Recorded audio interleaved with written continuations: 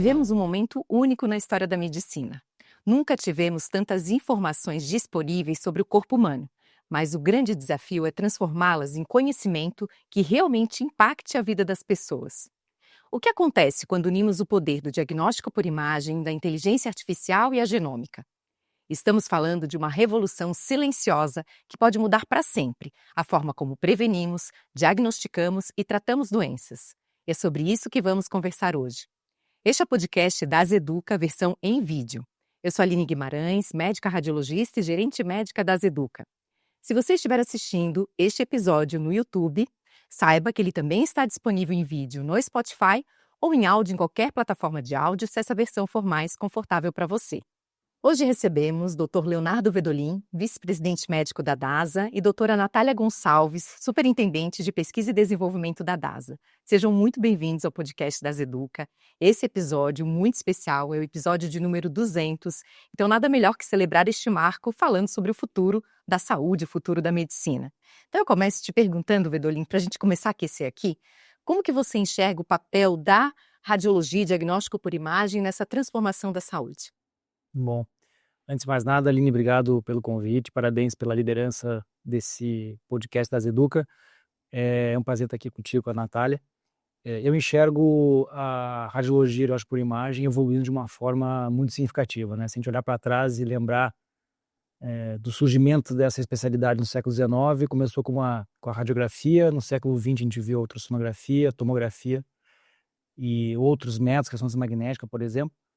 E a ideia que se tinha de que essa especialidade ia evoluir através da evolução de novos métodos. E quando eu paro para pensar em projeto futuro, eu acho que a visão que eu tenho é um pouco diferente. Eu acho que é menos sobre novos métodos que irão surgir e mais sobre uma orquestração dos métodos já existentes. Então, nessa lógica, eu encontro um espaço para o radiologista e para os médicos dessa especialidade orquestrando o cuidado do paciente desde a sua lógica de prevenção até diagnóstico e eventualmente tratamento, integrando conhecimentos de diversas áreas, sejam as áreas de diagnóstico por imagem, por exemplo, genômica, bioinformática, métodos in vitro, porque de fato esse especialista ele tem uma posição muito peculiar dentro da jornada de cuidado, porque ele trabalha em todas as etapas do cuidado, em todas as especialidades e com todos os métodos diagnósticos de forma simultânea. Então, é muito mais sobre orquestração do que ser uma especialidade que trabalha como método complementar ao diagnóstico. É assim que eu enxergo os próximos anos. Excelente começo. E Natália, como que você enxerga a genômica nesse cenário, diante dessa transformação toda? Aline, primeiro, obrigado pelo convite, é um prazer estar aqui com você e com o Vedolin hoje. Eu acho que a genômica, ela já ocupa e vai ocupar ainda mais um papel protagonista nessa integração, né? Se a gente olhar de uma forma histórica, a gente passou 15 anos, mais do que isso, fazendo o sequenciamento de um primeiro genoma, gastou-se milhões para isso. Hoje a gente tem alcance a toda essa informação genética em poucas horas, num valor acessível, né? Então, eu vejo essa integração de áreas dentro da genômica trazendo muito mais do que informação diagnóstica. Ela não só vai ser protagonista desse cenário de saúde, como ela vai ser protagonista da mudança de roteiro que a gente vai começar a seguir, da medicina que hoje olha para o paciente e vai começar a olhar para o indivíduo, vai fazer um papel muito preventivo. Então, é uma história muito linda, se a gente pensar em tudo que a genômica construiu, e a integração que ela vai fazer unindo informação, dado genômico e todos os outros testes que compõem uma jornada diagnóstica, ela vai de fato nos levar para essa medicina do futuro que a gente tanto fala e que na verdade não é tão futuro, ela já é um pouco do nosso presente hoje, né? Excelente, excelente começo. E a gente começa trazendo aqui um pouquinho da visão do diagnóstico por imagem, um pouquinho da visão da genômica. E a gente prometeu já na nossa introdução que a gente vai falar de como que essas coisas vão se conversar e vão se integrar. Mas eu quero explorar um pouquinho, ir devagar nessa conversa, né? Como que a inteligência artificial já está sendo aplicada na radiologia e diagnóstico por imagem, Vedolin? Bom, eu acho que a gente pode responder essa pergunta de diversas formas, né? A gente pode olhar pelo ângulo da aplicação dessa tecnologia na visão de jornadas, né? Seja a jornada do paciente, a jornada do médico, a jornada da própria empresa. A gente pode aplicar um conceito muito mais de aplicações ligadas muito mais ao paciente, muito menos ao paciente. E eu acho que a maneira mais simples de entender isso é através de jornada, né? Então, nessa dinâmica, eu vejo aplicações na radiologia muito fortes na primeira etapa, que envolve o agendamento de exames, por exemplo. Então, a gente vê um crescimento explosivo de novas ferramentas para facilitar o atendimento, transformar o atendimento de uma forma muito mais rápida, muito mais eficiente, mais barata e híbrida, que parte é humana, parte ela não é humana. Então, acho que isso já está bem documentado e está ganhando escala no mundo todo. Avançando um pouco mais na jornada, eu vejo aplicações da radiologia muito fortes também no atendimento nas unidades no qual os exames são feitos. Então, exemplos, né? Sistemas que fazem leitura automática do pedido médico e aí fazem a interface do pedido com sistemas de produção, por exemplo. Indo um pouco mais para frente, né? E aí entrando na sala do equipamento onde estão os exames, essa é uma tecnologia que já está embarcada dentro dos equipamentos. Então, hoje não se fala mais quando é que a inteligência artificial vai ser incorporada dentro de uma ressonância magnética, né? Os vendedores, praticamente todos eles já embarcaram essa tecnologia e hoje nós conseguimos fazer exames com 30%, 40%, 50% a menos de tempo que se faziam há 3, 4, 5 anos atrás. E por fim, eu vejo ainda um espaço em evolução na interface entre o médico e o resultado do exame que é sendo liberado, seja através de ferramentas que vão aumentar a produtividade do médico, para que ele consiga fazer um laudo em menor tempo, por exemplo, em elementos que vão fazer o médico errar menos, com o que se chama de suporte de decisão clínica, né? Ferramentas de inteligência artificial que ajudam o médico a errar menos, e eventualmente na navegação no cuidado após o relatório médico. Então, essa visão de jornada dá uma ideia assim, né, da aplicação que eu acho que ainda está começando, né? Se a gente parasse para pensar há 2, 3 anos atrás e imaginássemos em 3 anos, 2025, de que forma essa tecnologia estaria embarcada dentro da nossa rotina, a expectativa que existia era muito maior do que é hoje, né? Até isso está documentado, né? Pessoas de porte de prêmio Nobel de economia afirmando que não existiria mais radiologistas em 10 anos. Fecha ano que vem. Ano que vem. Então, Essa previsão. tem um tempo, ainda tem um ano para ver se de fato isso acontece. A probabilidade se aproxima de zero, mas porque de fato o ser humano tem essa capacidade, né, na verdade, esse viés cognitivo de superestimar o tempo de impacto e subestimar o impacto. Eu acho que a gente superestimou o tempo que essas transformações iam acontecer, mas, dito isso, é muito provável que nós estamos hoje subestimando o impacto disso no futuro. Então, é assim que eu enxergo, mas reforçando o meu ponto, ainda embrionário, né, com velocidades ainda crescentes nos próximos anos. Perfeito, Vedolin. E quais os principais benefícios que a gente pode observar? Já falaste aqui para os médicos alguma coisa, né? Tanto para o prescritor quanto para o radiologista, e para os pacientes também.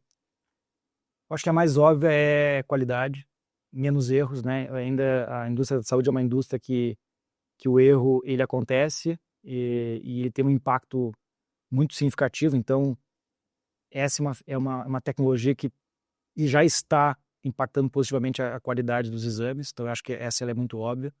A segunda é na experiência da sua jornada. Então, imaginar que um paciente hoje consegue agendar um exame de uma forma mais rápida, mais fluida, consegue entrar dentro de uma unidade de diagnóstico e esperar menos tempo para ser chamado para fazer o exame, ou fazer um exame menos tempo que fazia no ano passado, ele está tendo uma experiência de cuidado muito melhor.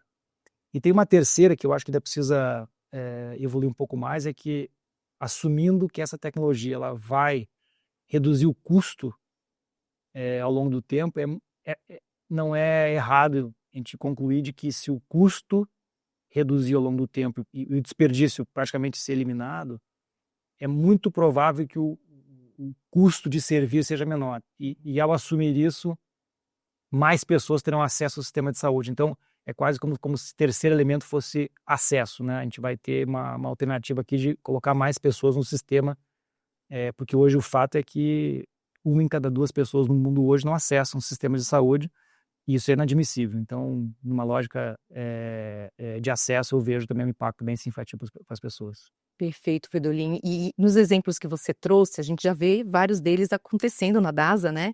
E eu começo aqui destacando, por exemplo, o acelerador de ressonância. Então, o exame é feito muito mais rápido.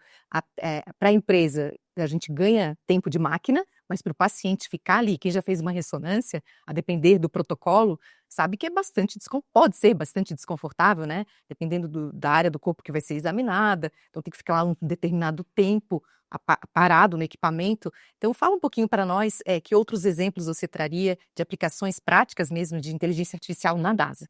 Acho que essa é uma que talvez tenha sido a primeira delas, né, no qual a gente fez uma célula que acabou desenvolvendo esse modelo que reduziu de forma significativa o exame de ressonância magnética.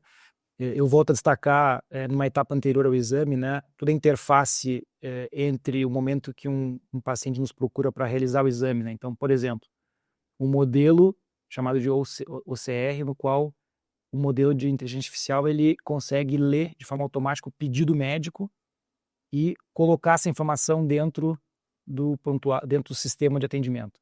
A gente sabe já há muito tempo que essa é uma tarefa capital humano intensiva, sujeita a erros e muito custosa e lenta, burocrática. Então, imaginem milhares de pessoas sendo impactadas por um sistema que praticamente ele pula essa etapa no qual um ser humano deveria fazer essa etapa burocrática e acaba não acontecendo mais. Isso já acontece de forma rotineira.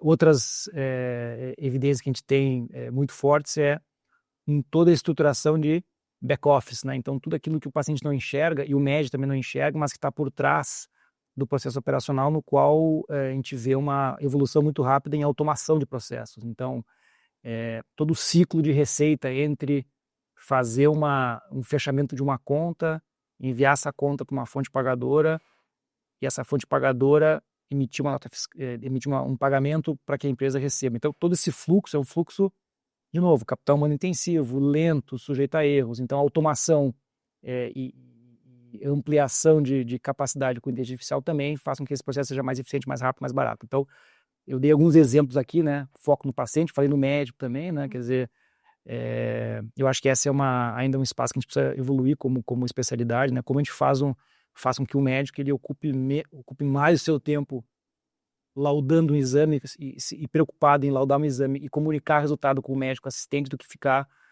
preenchendo tela, abrindo tela, fechando tela. Menos cliques, né? Menos cliques e mais tempo para o cuidado. Perfeito. A gente vê a DASA assim como um super protagonista na aplicação, no desenvolvimento de algoritmos de inteligência artificial. E se a inteligência artificial amplia o olhar médico e traz diagnósticos mais assertivos, a gente tem ganho de tempo, de eficiência, a genômica traz uma maior compreensão sobre a biologia de cada paciente. E vamos explorar isso agora aqui contigo, Natália. Então, Natália, comece te perguntando como que a genômica pode prever riscos e orientar terapias personalizadas. Acho que essa é a grande mudança, né, da genômica nos últimos anos. Se a gente falasse há 5 anos que os exames iam prever em pessoas saudáveis o risco de uma doença como câncer, a gente acreditaria, mas acharia que a gente ainda estava um pouco longe disso, né? E é uma realidade, né? Então, eu posso te dar um exemplo aqui muito palpável, que a gente vive isso no dia a dia da genômica hoje, que são exames que todo mundo já ouviu, talvez não saiba exatamente o que significa, mas é a biópsia líquida, né? A biópsia líquida, ela começou com um objetivo muito focado no acompanhamento do paciente que já tinha um diagnóstico. Então, ela era usada para fazer um prognóstico, um acompanhamento pós-cirúrgico, uma avaliação de doença residual mínima, que é entender o quanto aquele tumor ainda tem algum sítio, que eu tenho possibilidade de ter uma recidiva. E ela foi se ampliando, né? Então, ela ainda é usada muito com esse foco de acompanhar esse paciente já diagnosticado a partir de um tumor sólido, que fez ali uma cirurgia, retirou aquele tumor, fez uma análise e tem um acompanhamento, mas ela já é usada hoje de forma preventiva, né? Então, eu consigo usar a biópsia líquida num paciente assintomático e acompanhar se existe um risco aumentado por uma condição que a gente sabe hoje que é das maiores causas de morte no mundo, né? E isso muda tudo, né, Aline? Porque a gente sai de um cenário onde a maioria dos cânceres são diagnosticados e a taxa de sobrevida desse paciente ela não é muito positiva porque eles são, na maioria das vezes, tardiamente diagnosticados, para um cenário em que eu tenho um paciente saudável sendo previamente analisado com um risco para um desenvolvimento e que vai ser acompanhado numa jornada de saúde por um médico. Então, é uma mudança muito significativa de olhar da genômica, né? Então, a gente sai de uma medicina genômica que era de diagnóstico de uma condição para uma medicina que começa a ser usada na saúde, que é exatamente o que a gente tem falado em todas as áreas, né? Então, a gente escuta muito agora, né? A longevidade, a saúde, o bem-estar. A genômica vai atuar cada vez mais nessa frente, né? Então, eu te dei um exemplo que é a biópsia líquida, mas a gente poderia ficar aqui falando por horas de testes genéticos que fazem predições com scores de risco e que vão usar cada vez mais os dados genômicos para essa análise, né? Então, se eu tivesse que te dizer uma grande riqueza da genômica, ela não é a amostra biológica em si, é o dado. O poder que esse dado genômico gerado vai ter daqui para frente, eu não consigo calcular, não consigo te dizer qual é esse poder hoje, né? Tanto da transformação que a gente vai ter dentro da inovação digital, de todas as ações que vão precisar ser construídas ainda dentro da bioinformática, para analisar essa quantidade incalculável de dados genômicos e o poder que isso vai ter de juntar um exame de imagem com uma informação genômica através de uma inteligência artificial e dizer para esse paciente uma informação muito antes dele de fato ter alguma condição. Então é uma mudança de posicionamento da medicina de uma forma geral, né? A genômica é um exemplo que está ali no centro, mas que conecta muitas áreas, né? Eu arrisco dizer que ela está no centro mesmo de toda e faz a conexão com todo o resto, né, Natália? E tu falas aqui da biópsia líquida e pra gente, nós que somos radiologistas, é impressionante imaginar que a gente vai detectar uma doença antes dela aparecer nos exames de imagem, que hoje são tão avançados e trazem já tantas informações, né? Mas se tu puderes trazer aqui que exemplos práticos a gente tem já na DASA, né, focados aqui nisso que a gente está falando, para o nosso ouvinte também conhecer. Eu acho que a gente comentou sobre a biópsia líquida, mas eu poderia te dar alguns outros exemplos que são muito relevantes e que passam em 2 cenários, né? Então, a gente pode começar a falar um pouco de mudanças que ainda estão no ambiente de pesquisa, né? Trazendo um pouco para o meu lado de pesquisa e desenvolvimento, tem muita coisa acontecendo ainda nesse universo de pesquisa, a médio prazo, não é nem a longo prazo, né? E, por exemplo, hoje a gente tem o câncer de próstata como um dos cânceres que mais mata no mundo, né? E a gente tem exames que fazem o diagnóstico, mas que têm as suas limitações e que todos são dependentes de uma biópsia para um diagnóstico final, né? Se a gente tiver uma forma de avaliar esses pacientes e evitar essa biópsia que pode ser desnecessária dependendo do contexto, eu também estou levando um ganho muito significativo para esse paciente, né? Então, uma das pesquisas que a gente conduz dentro da área de pesquisa da DASA está relacionada com isso. A construção de um algoritmo que vai dar uma predição e ele usa para essa predição exames de imagem, exames bioquímicos, exames genômicos, exames de proteínas. Então, eu junto muita informação e a partir desse combinado de informações que vão ser somados a histórico clínico desse paciente, eu consigo dizer para ele se ele precisa de fato daquela biópsia. Então, eu estou dando um ganho para a qualidade de vida desse paciente e também para o sistema de saúde, porque vai usar aquele espaço de biópsia, aquela necessidade, o paciente que de fato precisa daquilo, né? Então, essa é uma pesquisa super relevante que a gente tem conduzido. E se eu tivesse que te dar um outro exemplo prático, que já é uma realidade, um outro câncer, a gente fala muito da oncologia porque é muito palpável o impacto disso na vida do paciente, né? Um outro câncer que é um dos que mais afeta a população, especialmente as mulheres, é o câncer de mama. E hoje a gente é dependente de painéis genéticos, né, que nos apoiam para entender toda a questão genética de origem daquele câncer. E temos todos os outros exames de imagem e exames clínicos. Se a gente pensar que muitas vezes essa paciente tem um painel negativo para testes genéticos e ainda assim ela pode ter um risco, como é que a gente avalia isso? Então, esse é um exemplo de muitas outras aplicações de um exame que a gente chama de score de risco poligênico. Esse score ele é desenhado com muitas informações populacionais. E existe um certo receio em relação a ele, porque o nosso conhecimento está baseado em informações genéticas que foram coletadas em milhares de indivíduos, mas de origem europeia. E aí a gente fala muito que isso não nos representa de forma adequada por conta da nossa miscigenação. Mas fato é que hoje a gente também tem uma pesquisa dentro da DASA que olha para essa população brasileira.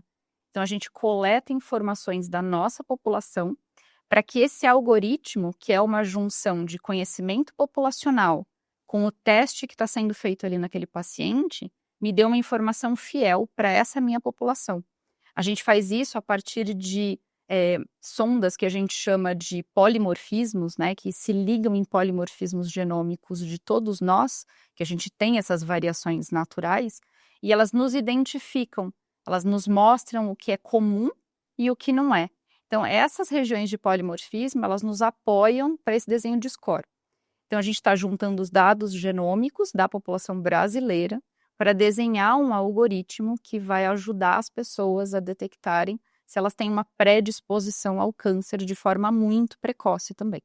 Você vai trazer muitas respostas, né? Eu tô cansada de ver pacientes que têm um histórico familiar, falasse de câncer de mama, eu me empolgo aqui. E a gente vê assim, a tia, é a avó, é a irmã, e ela vai testar e não tem nada. Então, assim, a gente vê, é que não sabem ainda, né? De fato, alguma coisa tem. Então, é uma esperança, assim, e eu até comecei falando, né? Imaginar que tem uma alteração que não é detectada. Na verdade, não é detectada por nós radiologistas, porque lá no pixel, de alguma maneira, um algoritmo vai identificar alguma coisa diferente que a gente não tem capacidade, né? Então, é realmente um universo mágico, né? Então, hoje, a DASA, tô falando aqui, Natália, a gente vê que a DASA é uma das poucas empresas que tem esse potencial de juntar radiologia e diagnóstico por imagem, medicina laboratorial, anatomia patológica, genômica, para realmente fazer esse futuro acontecer. Que para muita gente é algo, tá lá no futuro, tu já começas falando que não, isso já está acontecendo agora, né, em algum grau. E a gente já falou, então, sobre diagnóstico por imagem, genômica, inteligência artificial, mas o que a gente quer saber mesmo é como é que isso tudo vai se concatenar e vai se integrar, o que será que falta, né, para a gente realmente acelerar esse processo. Então, eu queria começar contigo, Vedolin, perguntando se já existem alguns casos concretos em que essa integração de fato já aconteça. Bom, sem dúvida, a Natália comentou alguns no âmbito, né, no ângulo de pesquisa e desenvolvimento, seria um exemplo, né? Então, por exemplo, um modelo ou algoritmo em câncer de próstata que integra conhecimento de imagem, patologia clínica e genômica e bioinformática é um exemplo, né? Eu vou dar um passo atrás, porque tem um exemplo concreto de integração que ela não está ligada propriamente ao teste em si, mas está ligado a um outro elemento no desafio, né, de integração, que é a governança e gestão disso, né? E por que eu falo isso? Porque quando a gente compara a formação e a atuação de um radiologista, de um patologista clínico, de um patologista e de um geneticista, não são, apesar de estarem dentro do mesmo guarda-chuva diagnóstico, medicina diagnóstica, tem muitas diferenças em relação à formação, maneira, ou visão sobre o processo diagnóstico, né? Então, criar uma estrutura de governança no qual essas 4 áreas elas estejam todas ligadas dentro da mesma estrutura, com os mesmos processos, sob a mesma gestão e de ritos de governança, pode parecer marginal, mas tem um impacto transformacional. Isso acontece, né? Então, essas 4 áreas hoje estão integradas dentro de uma mesma estrutura. Então, os patologistas, os radiologistas, os geneticistas e os patologistas clínicos, eles integram a mesma estrutura. Isso, para mim, é quase como um ponto de partida para uma integração plena e integral num segundo movimento. Então, esse é um exemplo. Tem um segundo exemplo que me parece também bastante óbvio, que é a integração do conhecimento. Então, menos no ângulo de pesquisa e desenvolvimento, mas mais no ângulo de processo diagnóstico clínico, né? Então, se um radiologista está dando uma mamografia, detecta um BIRADS 4 ou um BIRADS 5, uma biópsia, e o acesso a um marcador genético, um resultado genético, um BRCA1, por exemplo, ele faz com que aquele processo diagnóstico, e aí voltando para a primeira resposta, né, de orquestração do conhecimento, permite que aquela pessoa, aquele profissional, seja um geneticista, seja um radiologista, ele consiga fazer um movimento de comunicação e interação com o médico prescritor com um nível de potência muito maior. E não é mais sobre a mamografia ou o teste genético, é sobre os dois. E isso abre um caminho, para mim, extraordinário, né? Porque deixa de ser apenas uma resposta a um teste e passa a ser uma integração de informações que ultrapassa o limite de um relatório, né? Então, acho que esse é um segundo elemento. E tem um terceiro, que eu acho, existem outros, mas eu vou reforçar um terceiro, que esse é um que eu tenho me dedicado bastante tempo, que eu vejo isso com um potencial incrível, que é a integração dessas informações sobre a lógica do dado, né? A Natália comentou um pouco sobre isso. E aí o dado numa lógica de desenvolvimento de pesquisa, né? Porque a DASA faz mais de 400 milhões de exames por ano.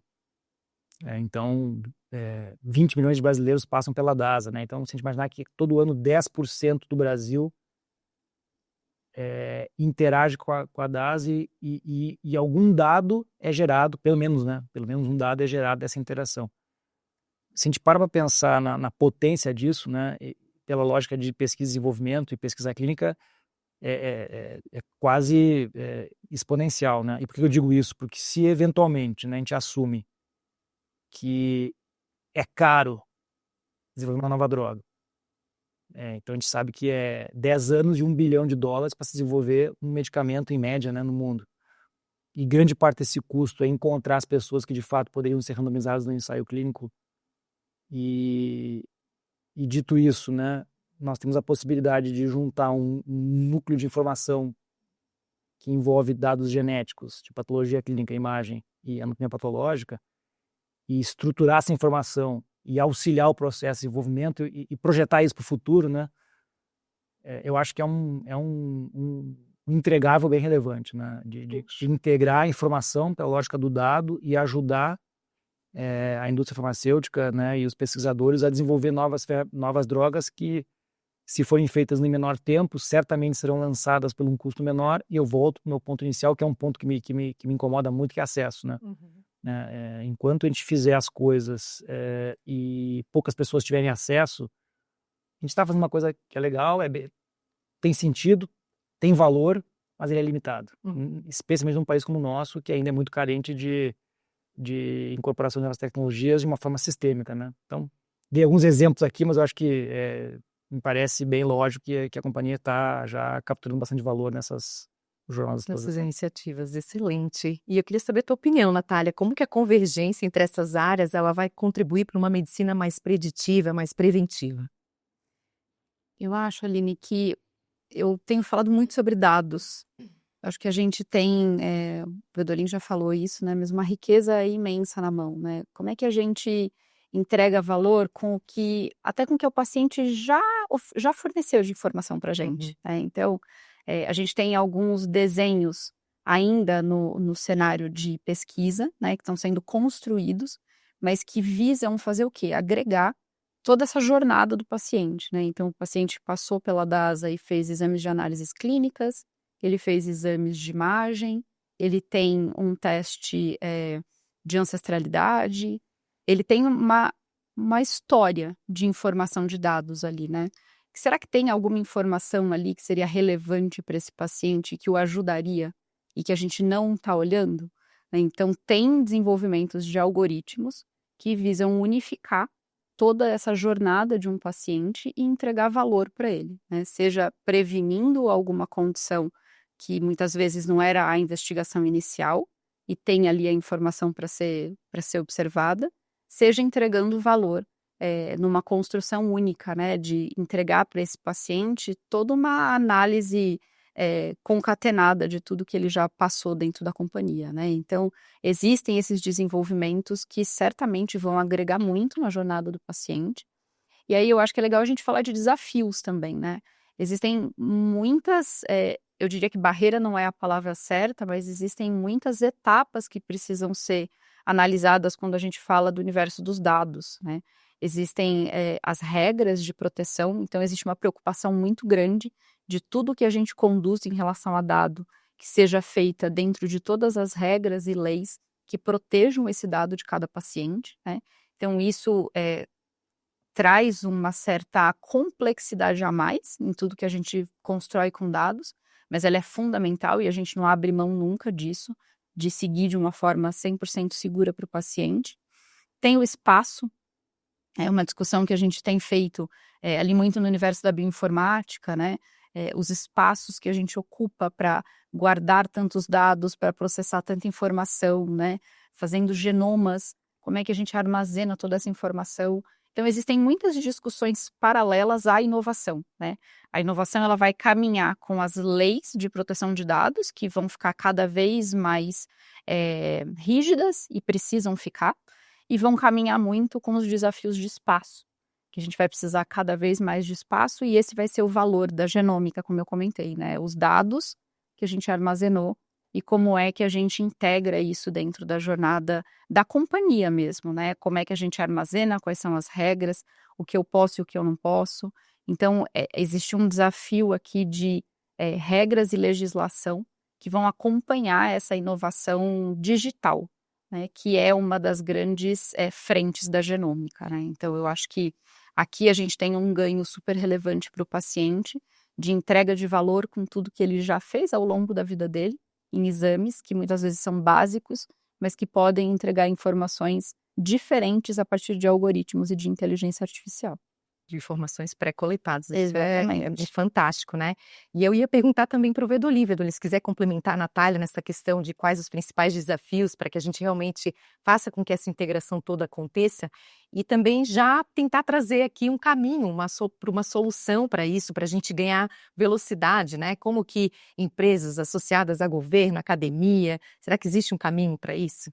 Existem vários caminhos, né? Eu acho que a Natália foi bastante feliz em explorar os desafios mais ligados eu vou chamar aqui de tecnologia, mas ele envolve legislação, regulação, privacidade, né?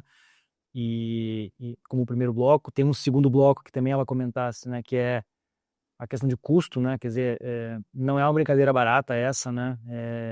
E especialmente quando a gente vai para exames além dos exames mais simples de patologia clínica e diagnóstico por imagem, né? Então, genoma, por exemplo, é um, anatomia patológica é outro, né? Então, isso exige um investimento bem significativo em armazenamento de informação. Tem um terceiro desafio que eu acho que ele tem sido bastante discutido, que é a questão de como é que esses dados todos eles são integrados, né? E uma forma de enxergar isso é a integração dentro de um mesmo sistema ou de uma mesma empresa, que é o que a gente está falando aqui.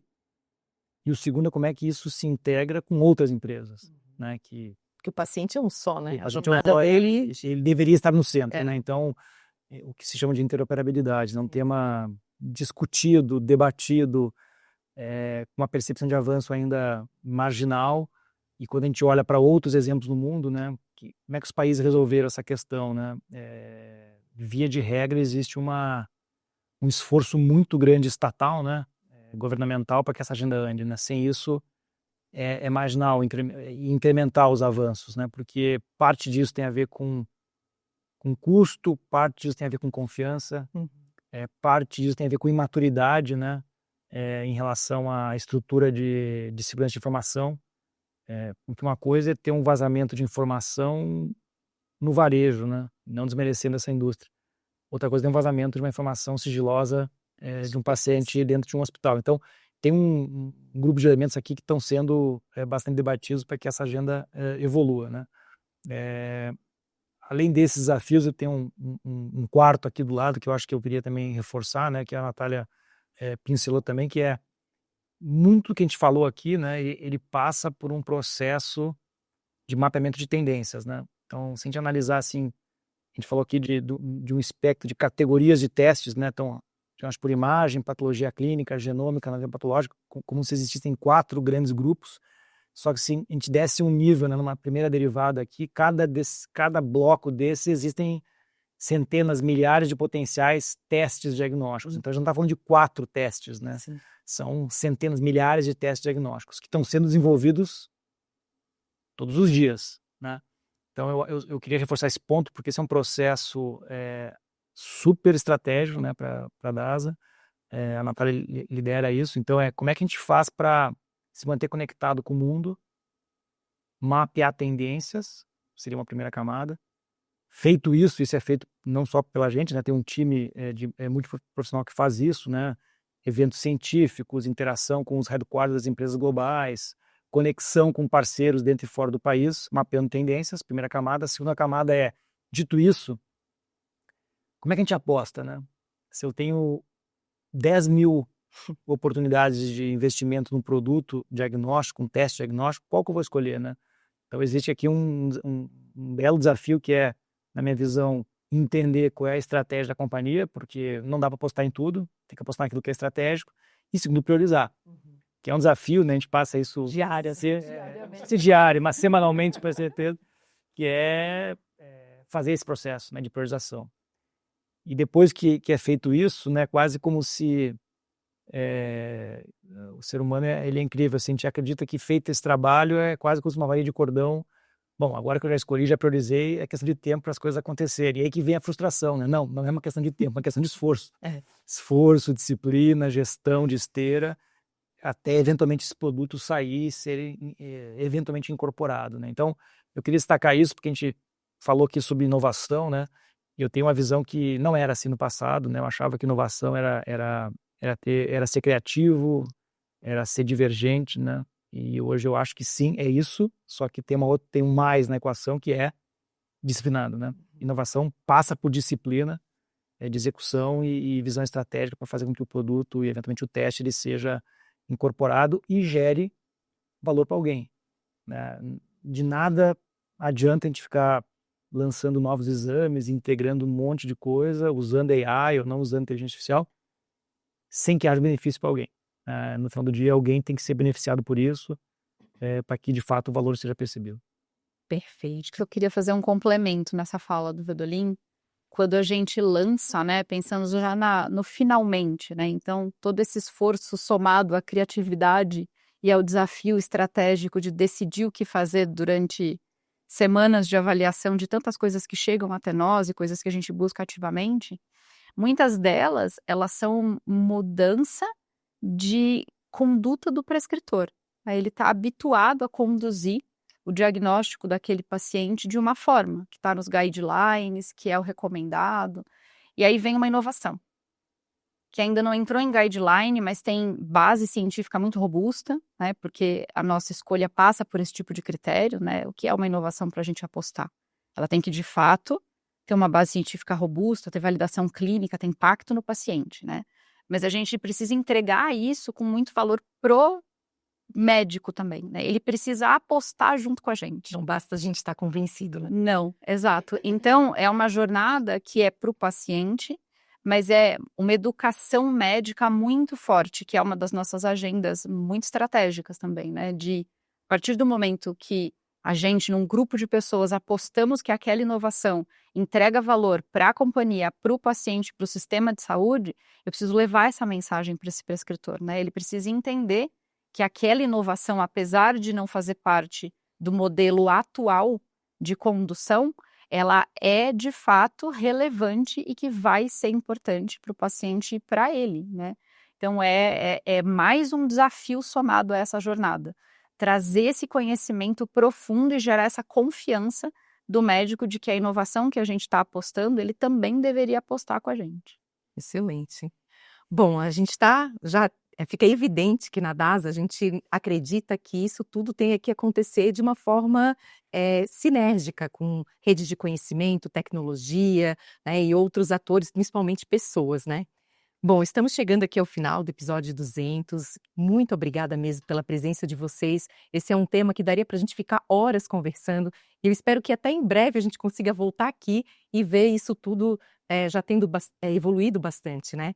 Mas antes de terminar, eu gostaria de pedir para que cada um de vocês trouxesse uma frase que se fosse para pensar qual que seria o futuro da medicina, e eu vou botar um prazo maior, 20 anos, todo mundo fala em 10 anos, eu vou jogar mais para frente, vocês vão poder ser mais ousados, inclusive, na frase. Como é que tu acha que seria, Natália? Olha, Aline, eu sou muito conservadora em fazer predições e previsões com 20 anos, porque quando a gente olha retrospectivamente, é muito fácil a gente ter uma visão da evolução, né? Mas às vezes a gente acredita que as coisas vão ser muito rápidas e, na verdade, elas não são, e o oposto também acontece, né? Então, eu te diria que eu sou conservadora em dizer o que vai acontecer em 20 anos, mas certamente o que eu consigo te dizer com confiança, aí puxando a conversa para o lado da genômica, né, é que os testes hoje que são usados de forma pontual, eles vão fazer parte da jornada dos pacientes de forma habitual, né. Eu acredito de verdade que a medicina vai ser preventiva, a gente vai sair desse formato reativo e vai ser de fato preventivo em todos os aspectos, né, de entrega de saúde, de entrega de informação, de entrega de relevância dos testes, né? Então, a gente tem passado por uma análise que não é simples de ser feita, de muita coisa acontece, o que é relevante e o que não é. Né? Então, a gente vai chegar nesse lugar, né, de selecionar o que é de fato relevante e agregar informação na jornada de um paciente que não vai ser mais paciente, né? Vai ser o indivíduo sendo cuidado, uma jornada de saúde, uma jornada de prevenção, para que de fato a gente possa mudar um sistema de saúde, né? O impacto é muito profundo. Quando eu trato o indivíduo no momento da saúde, eu impacto o meu sistema de saúde, né? Porque eu tenho menos pessoas doentes, menos pessoas usando serviços de diagnóstico para esse fim, e eu mudo um pouco essa jornada, né? Então, eu acredito que a genômica vai cumprir muito esse papel de levar prevenção a partir de testes genéticos, de predição, scores poligênicos que vão olhar a nossa informação que vai ser combinada, né, entre dados genômicos e outros exames que vão aportar. E eu acredito que isso vai ser de uso comum, né? E aí eu acho que é onde eu gostaria de chegar, que é um pouco do que o Vedolin falou. O que a gente faz é muito relevante, mas ele ainda é muito restrito. Então, eu gostaria que a medicina daqui a 20 anos seja sobre acesso. Então, os testes que são de fato relevantes para a transformação da vida de alguém, que sejam de fato acessíveis a todas as pessoas, né? Para que a gente não tenha uma parcela da população transformando as suas vidas, né? E sim, todas as pessoas tendo acesso a esses exames inovadores e que possam mudar a jornada de diagnóstico e de saúde das pessoas, né? Excelente, Natália. E você, Vedolin? Bom, se fosse uma prova, né, e tivesse que dar uma resposta, a resposta seria: eu não vou prever futuro, porque a chance de errar é de 100%. Então, como não é uma prova, né, é um bate-papo, uma conversa, né, eu acho que a minha visão é muito mais em cenários, assim, né, se eu pudesse fazer frases ligadas a cenários, né, probabilidades.